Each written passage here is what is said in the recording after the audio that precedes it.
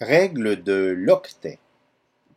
Bonjour, donc encore une vidéo sur l'atome. En fait, elle fait suite à celle sur la liaison chimique. Donc, on va se donner des règles supplémentaires. On va parler notamment d'électrons de valence et de règles de l'octet. Donc, bon visionnement.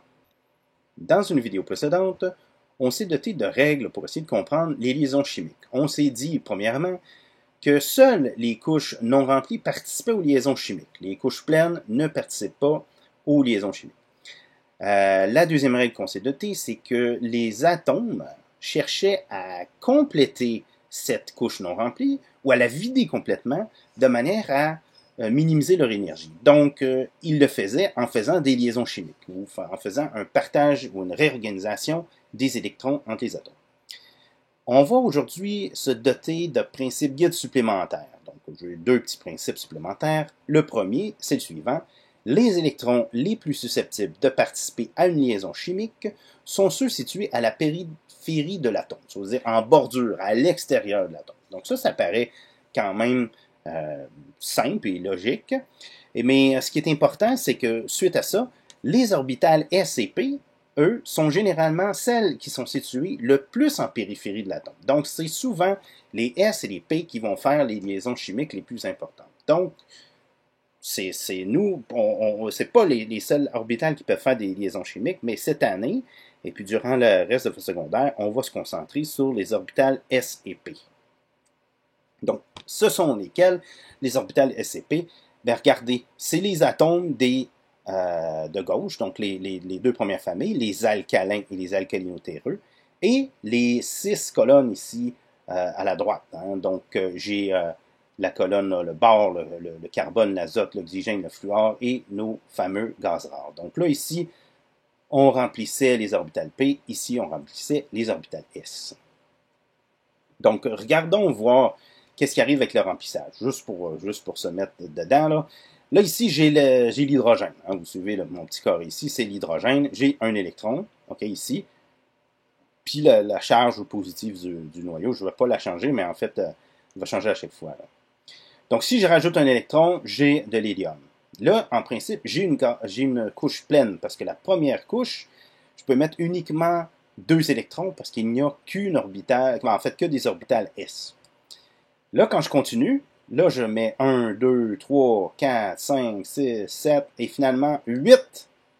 OK? 8 électrons. Donc, ces 8 électrons-là, ici, ça, c'est ma deuxième couche. C'est sûr que si, lui, ici, il ne produira pas de liaison chimique parce qu'il y a une couche pleine, mon néon. Hein? Il y a ces deux atomes, ces 2 électrons S, ces 6 électrons P. Mais si j'avais enlevé un électron, lui, en fait, le fluor, lui, peut faire effectivement des liaisons chimiques. Okay? Mais c'est à noter, c'est qu'à ce moment-là, mes 2 électrons S qui étaient sur la première couche, ils ne contribuent pas. Si je ne les dessinais pas, ça ne changera pas grand-chose du point de vue chimique. Donc, je continue de remplir. J'ai mon sodium, j'ai mon magnésium, et je continue. Aluminium, silicium, phosphore, soufre, chlore. Hein? Là aussi, les couches ici, hein, les 2 couches internes, ne contribueront pas aux liaisons chimiques. Donc, il y a juste mes électrons ici en périphérie qui vont contribuer aux liaisons chimiques. Quand j'en rajoute un, finalement, j'obtiens de l'argon. Et là, à ce moment-là, je n'ai pas de liaison chimique qui est possible parce que la couche est remplie. Là, je peux continuer sur la 4e période. Hein. Je vous rappelle que la période, c'est une ligne dans le tableau périodique. Là, j'ai fait une ligne, 2 lignes, 3 lignes. Là, je suis rendu à la 4e ligne.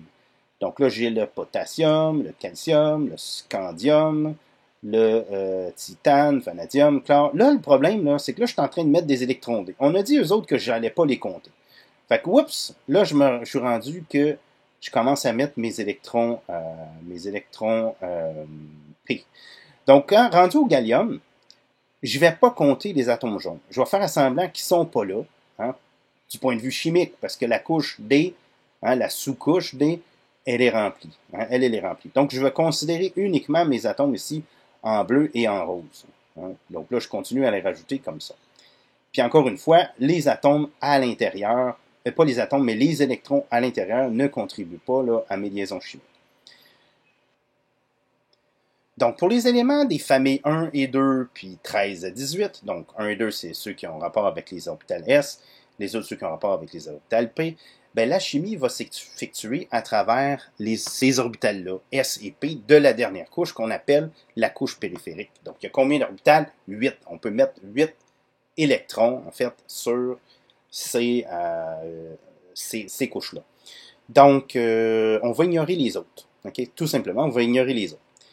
Et puis, on appelle, ça c'est important, on appelle électrons de valence les électrons S et P qui se trouvent sur cette dernière couche électronique qui est la couche périphérique. Okay? Donc, les électrons de valence, c'est un mot à retenir. Par exemple, le fluor qui est ici, hein, il possède 7 électrons de valence, alors que le magnésium n'en possède que 2. Bon, 7, pourquoi 7?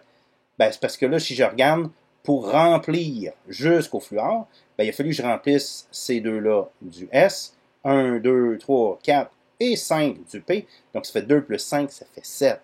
En revanche, le magnésium qui est ici, ben lui, j'en ai rempli 1, 2. Donc, lui, il a 2 électrons de valence, alors que le fluor en a 7. Hein, on va se pratiquer avec la valence des éléments. Donc là, il y a plusieurs notations possibles pour essayer de tenir compte de cette valence-là. Il y en a une, c'est la notation de Lewis. Donc, ça consiste à quoi? Ça consiste à indiquer par des points chaque électron de valence d'un atome autour de son symbole atomique. Donc, on va représenter uniquement les électrons S et P de la dernière couche. Donc, on ne considère pas les autres. Bon, dans le cas de l'hydrogène, c'est facile. Là, il y a juste un électron.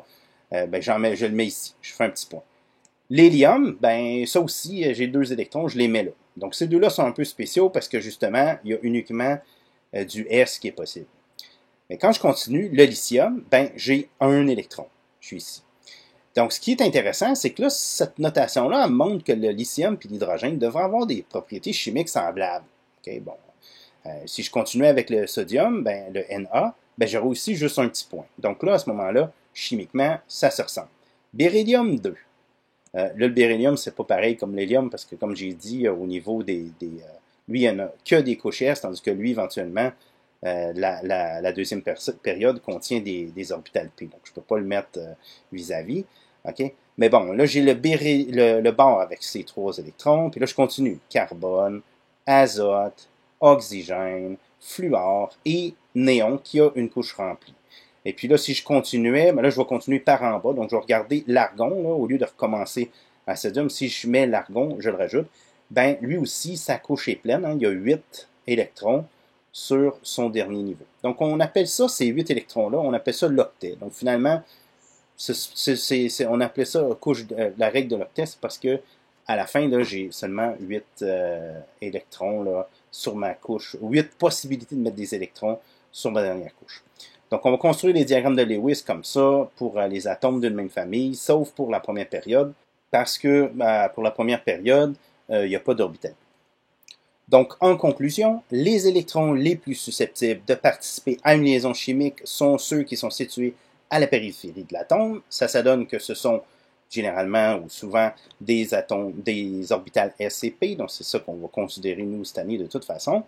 On va appeler électrons de valence les électrons qui se trouvent, les électrons S et P qui se trouvent sur cette couche électronique périphérique, et c'est ce qu'on va appeler la règle de l'octet. Donc, on va s'organiser pour que dans une liaison chimique, il faut avoir toujours nos 8 électrons. Et puis, la notation de Lewis consiste à symboliser par des points les électrons de valence de l'atome et à les disposer autour du symbole chimique.